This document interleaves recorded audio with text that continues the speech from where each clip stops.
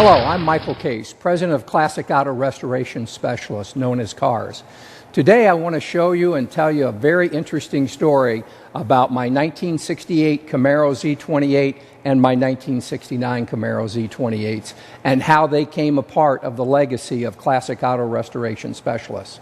First of all, the 1968 Rallye Sport Z28 Camaro was in a local dealership near my hometown. Wasn't long after that all of a sudden that car showed up at our Texaco station that my father owned that I worked in when I was 13 years old. The car had been bought by the older brother of a classmate of mine and driven from the dealership directly to our Texaco station. I was excited at the opportunity to see it and put the first tank of gas in it. The owner was very proud of the car, and he allowed me to get under the hood, look at the engine. I noticed that it had a 1969 Camaro Z28 hood, and he had said that that had been dealer installed. He also opened the trunk to show me that it had a set of chrome headers that were also included in his purchase. Many, many years later, the 1969 Camaro Z28 came in my life. So what I'm going to do is tell you a little bit about how I came to acquire this car, and then what happened when I had the opportunity to later acquire the 1968 Camaro Z28. So let me show you the cars and tell you a little bit about the story.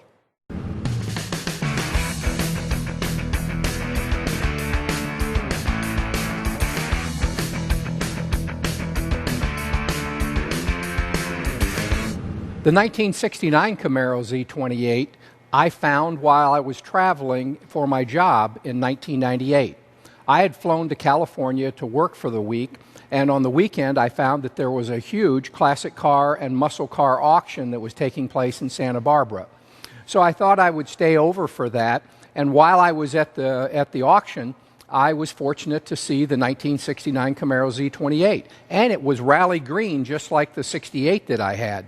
I talked to the owner, got a little bit about the history of the car, and decided this was a car that I was going to try to buy.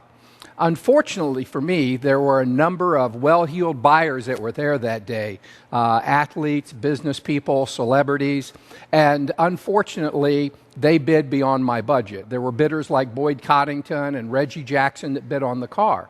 So I lost the bid on the car and dropped out. So I was very disappointed. I left that weekend, flew back home to Florida, and thought I would never have the opportunity to own a matching Rallye Sport 69 Z28 like the 68 that I had bought back in 1971.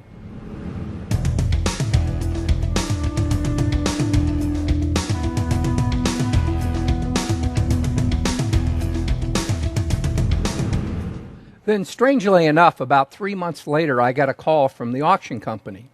The auction company had asked me if I'd bid on the 1969 Camaro Z28, and I said yes, and the car was won by Boyd Coddington.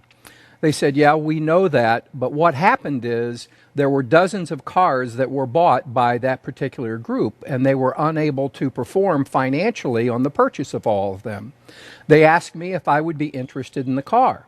I said, absolutely, I'm still interested in the car. They said, well, we have to disclose to you that the car has been in storage now for 3 months. We can't get it started. It has some minor damage that came from the transporter in transporting it from the auction location to the storage. I said, well, I'd have to view the car first. So I proceeded to try to hire someone in California that could go inspect the car for me. Fortunately, I located a very competent inspector that went out, took pictures, inspected the car, and sent the report to me. On review of the report, I thought that this is a car that was easily repairable, and I thought that I could fix it and possibly own it. So I entered into negotiations and discussions with the auction company. I started out offering them half of what the original purchase was at the auction. They laughed at me. They says, no, we're not going to sell it for that. And I said, well, with repairs that have to be made, the car's not running, now transporting it back to Florida, that's the best that I can do.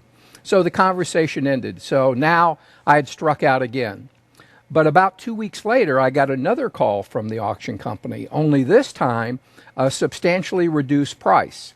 We again went back and forth, and I finally told them that my offer stood, that that's all that I was willing to pay for the car. So now for the third time, I had struck out on the car.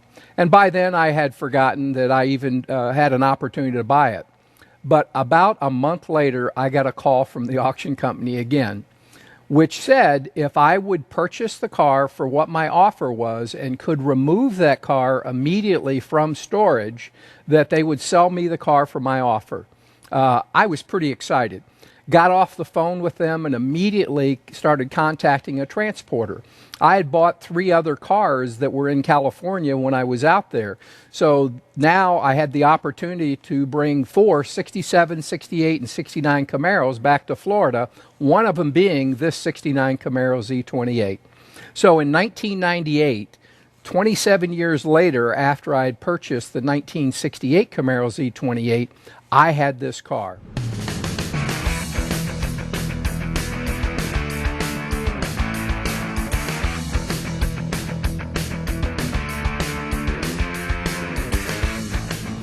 Now, regarding the 1968 Camaro Z28, I had the opportunity to see the car often. Since we were the only gas station in town, almost all of the gas that went into every car in town came through our Texaco station. And over several years, the car was sold by the original owner to the son of the IGA owner. The IGA store sat right across the railroad tracks and street from our Texaco station. So now I had the opportunity to see this car every day. So I would sit in the Texaco station sometime and see the car sitting over there and say, boy, someday I'm going to own a car just like that. And, making the 50 cents an hour, the astronomical sum that my father paid me at the time, I thought I could surely save the money in no time. Well over a year went by, and now I'd accumulated $1,300. So I told my father that I was going to go find a 68 Camaro Z28 just like the one that sat across the street from me. And as I went out into the market to try to find one, first, they were very rare to find, and second of all, on the meager amount of money that I had, the $1,300, I couldn't buy one. So months went by, and finally I'd almost given up my quest. And then one night my father came home, and he said, the 68 Z28 that Mr. Schneider owns from the IGA store? I said, yes. He said, well, he's moving to Florida. How ironic at the time that he was moving from Ohio to Florida. And I says, well, is he going to sell the car? He says, yeah, I talked to him last night, and he told me that he's going to have to sell the car to raise the money to move to Florida. And I said, well, how much money does he want for the car? He said he wants $1,900. Well, my heart sank again, because I realized now I had the opportunity to buy the car, and I couldn't afford it. My father looked at me, smiled shyly, and said, I could loan you the other $600 and maybe take it out as you worked it off at the Texaco station. At the time, I didn't figure up that was 1,200 more hours that I had to work to pay the extra $600 because it didn't make any difference to me. I had the opportunity to own the car that I had always wanted. And it became a car that was going to be with me, I thought, the rest of my life, and so far it has been. I only used the car on weekends, and over a number of years, while I went through high school and college and shortly after, the car made a number of transformations. I had customized the car one time. I kept all the original parts. I completely painted the car with a different color scheme again, but again kept all the original parts. And then finally, I put the car in storage in the late 70s with all the parts that came from the car originally. And at that point in time, I was unsure with what I was going to do with the car. But there's a lot more to this story that I'll share with you.